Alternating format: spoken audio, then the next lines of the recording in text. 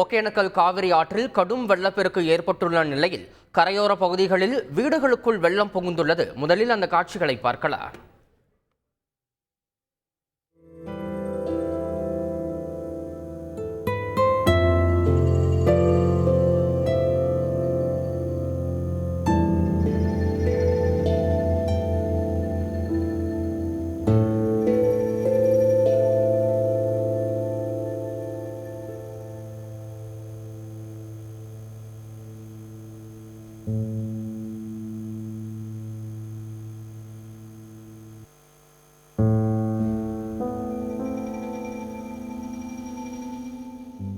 இது குறித்த கூடுதல் தகவல்களை எமது செய்தியாளர் நரசிம்மகுமார் வழங்கிட கேட்கலாம். நரசிம்மகுமார், தற்போது கரையோர பகுதிகளில் வசிக்கக்கூடிய மக்களுடைய தற்போதைய நிலை என்ன? அவர்கள் முழுமையாக வெளியேற்றப்பட்டு விட்டார்களா? பாதுகாப்பு நடவடிக்கைகள் எதுவும் மேற்கொள்ளப்பட்டிருக்கிறதா? முழு விவரம் நரசிம்மகுமார்.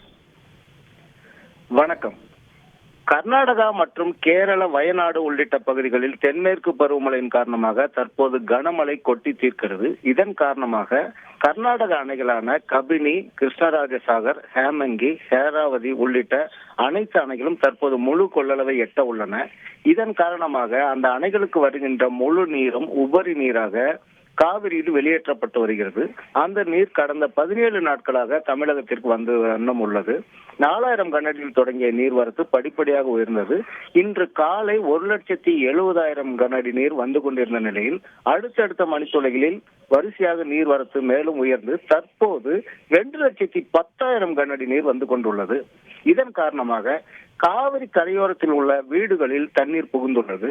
அதாவது காவிரி நீர்பிடிப்பு பகுதிகள் ஆக்கிரமித்து பல கட்டடங்கள் கட்டப்பட்டுள்ளதாக தெரிகிறது. அந்த வீடுகளுக்குள் தற்போது தண்ணீர் புகுந்திருப்பது கண்கூடாக தெரிகிறது. சில வீடுகள் மூழ்கிய கிட்டத்தட்ட 8 முதல் 10 அடி வரை வீடுகள் மூழ்கி உள்ளது. கடந்த ஒரு வாரமாக தொடரும் வெள்ளப்பெருக்கின் காரணமாக கரையோர பகுதி வீடுகளுக்குள் அதிகப்படியான வீடுகளுக்குள் வெள்ளம் சூழ்ந்துள்ளது. இந்நிலையில் ஆற்றின் கரையோரங்களிலும் நீரோடை பகுதிகளிலும் ஆக்கிரமித்து பல்வேறு கட்டடங்கள் கட்டப்பட்டுள்ளது. தங்கும் விடுதிகள், வீடுகள் மற்றும் பிரம்மாண்ட கட்டிடங்கள் ஆற்றின் ஓரத்தில் கட்டப்பட்டுள்ளது. தற்போது அந்த கட்டிடங்களில் நீர் மூழ்கியுள்ளதை நாம் தற்போது வீடியோவாக பார்க்கலாம். அந்த கட்டிடங்களில் சுமார் 8 முதல் 10 அடி வரை ஆற்று நீர் சூழ்ந்துள்ளது.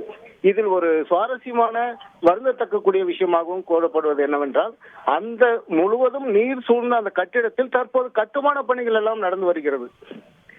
இதை பத்தி என்ன சொல்றதுன்னு தெரியல. அந்த அளவுக்கு அந்த கட்டிடம் முழுவதும் தற்போது ஆற்று நீரில் மூழ்கி இருக்கிறது. சுமார் 8 அடிக்கு மேல் தண்ணீர் நிற்கிறது, கழுத்தளவு தண்ணீர் நிற்கிறது. இந்த சூழ்நிலையில் அந்த கட்டிடங்களில் தற்போது கட்டுமான பணிகள் எல்லாம் நடந்து வருகிறது. இந்த மாதிரி ஆற்றோரங்களில் அதிகப்படியான ரியல் எஸ்டேட் அதிபர்களால் நிறைய பிளாட்கள் போடப்பட்டு அந்த பிளாட்களும் தற்போது தண்ணீரில் மூழ்கியுள்ளது. இத்தகைய பிளாட்கள் மூழ்கியுள்ள நிலையில் அந்த எப்படி அதை விற்பனை செய்கிறார்கள், அதற்கு எப்படி அனுமதி வழங்கினார்கள் என பல்வேறு கேள்விகள் இல்லாமல் இல்லை. மேலும் அந்த பாதிக்கப்பட்ட வீடுகளிலிருந்து பொதுமக்கள் அரசு மூலம் வெளியேற்றப்பட்டுள்ளனர். அவர்கள் தங்களுக்கான பிற வீடுகளில் தங்கியுள்ளனர். சிலர் அவர்களது உறவினர்கள் வீடுகளில் தங்கியுள்ளனர். தகவல்களுக்கு நன்றி நரசிம்மகுமார். செய்திகளை உடனுக்குடன் தெரிந்து கொள்ள உடனே சப்ஸ்கிரைப் பண்ணுங்க.